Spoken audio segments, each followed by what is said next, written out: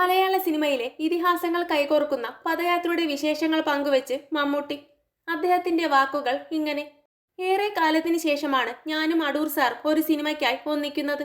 പൂർണ്ണമായും പ്രമേയത്തിന് മുൻഗണന നൽകുന്ന ഒരു ചിത്രമാണിത്. ഇതിൽ ഞാനൊരു ഡോക്ടറുടെ വേഷമാണ് ചെയ്യുന്നത്. പാവപ്പെട്ടവരെയും വനമേഖലയിലെ ആദിവാസി കോളനികളിലുള്ളവരെയുമൊക്കെ സേവിക്കാൻ ആഗ്രഹിക്കുന്ന പാർശ്വവൽക്കരിക്കപ്പെട്ടവർക്കായി ജീവിക്കുന്ന ഒരു ഡോക്ടറുടെ കഥയാണിത്. യഥാർത്ഥ ജീവിതത്തിൽ ഇത്തരം ഒട്ടേറെ മനുഷ്യരെ നമുക്കറിയാം. വയനാട്ടിൽ വെച്ച് അത്തരമൊരു ഡോക്ടറെ ഞാൻ നേരിട്ട് കണ്ടിട്ടുണ്ട്. തന്റെ സ്കൂട്ടറിൽ മരുന്നുകളുമായി ഭാര്യയെയും കൂട്ടി കാടിനുള്ളിൽ പോയി ആളുകളെ ചികിത്സിക്കുന്ന ഒരാൾ.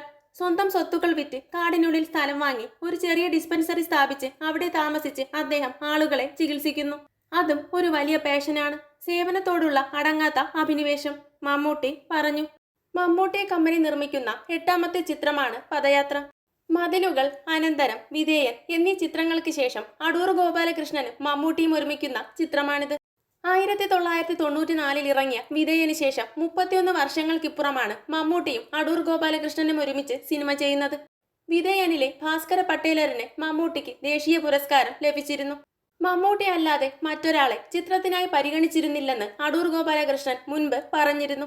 മതിലുകളിലെ അഭിനയത്തിന് മമ്മൂട്ടിക്ക് ആദ്യ ദേശീയ അവാർഡും അടൂർ ഗോപാലകൃഷ്ണന് മികച്ച സംവിധായകനുള്ള അവാർഡും ലഭിച്ചിരുന്നു.